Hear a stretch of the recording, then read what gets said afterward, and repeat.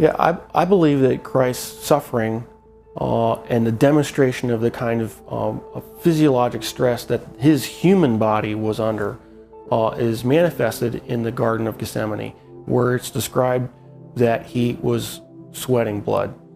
And there is a well-documented medical condition in which patients who are under tremendous amount of emotional stress and physiological stress can in fact sweat blood, because little blood vessels within the glands burst and then the blood is expressed. The scourge involved the use of a short whip with pieces of typically metal, sometimes bone, sometimes pieces of porcelain wrapped in these leather straps, which is then utilized to come across typically the back, the shoulders, the legs of the victim. And the first few passes across a particular body part would tear through the skin, the fat, but eventually, once the outer layers were torn away, it would start getting in the muscle and the tendon. And of course, along the way, you're ripping through all the blood vessels that supply all those tissues. And so you're losing blood the whole time.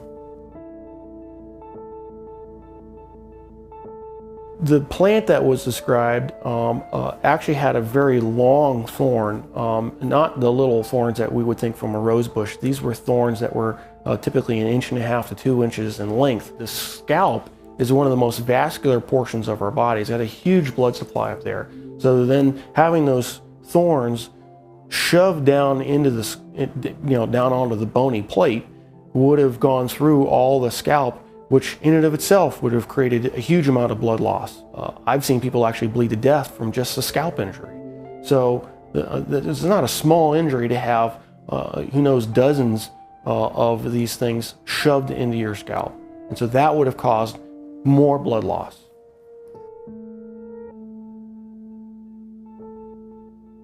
Typically, when a victim has to carry the cross, what has been described in the literature, in actual Roman literature, is they describe they carry the crossbar, and the crossbar is estimated alone was estimated to weigh about 110 pounds. And of course, if your arms are stuck out here, wrapped up on the crossbar, and you fall down, you need help getting up. You just can't get up on your own, because there's no possible way without your arms to get up. So he would have needed help getting up. If he fell over, there's a good chance that he could have hit his chest, which then could account for the possibility of a cardiac injury. Anatomically, we consider the wrists as part of the hand, and so with the placement of the nails between the radius and the ulna, at that position, it still fits the definition of being in the hand, and it's in a position in which the nail won't rip out, which you have to have a solid point of fixation. Another interesting point about the placement of that is the median nerve goes right straight through that particular portion of the wrist, and so there would have been either destruction of the nerve or impingement of the nerve that would have created a tremendous amount of pain, so that every time you try to take a breath, it'd be agonizing. You'd be pushing down on spiked feet, which of course hurt, and then you'd be hanging on spiked arms. And so you alternate from excruciating pain to excruciating pain every time you take a breath. So even if he survives the actual crucifixion, he would have had to survive what I believe to be a lethal injury from the spear to find out whether he was alive or not. What's described is the loss of water and blood, and that would entail either either a pleural effusion or pericardial effusion, and the blood would have come from either pulmonary artery, a pulmonary vein, the aorta or vena cava, or the heart itself.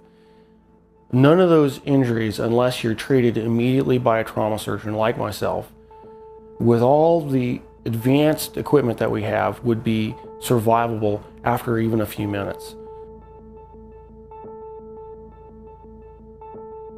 Christ, as the Son of God, could have survived anything. He chose to manifest himself as a human at that point in time and allowed himself to die. And being human at that point in time, he could not have survived this particular series of traumas. It's not possible. Christ as God could have survived anything they threw at him. But he chose to be Christ, the human, at that point in time to die for our sins. And that given that self-limitation of remaining to be human, he died. He did not survive the event.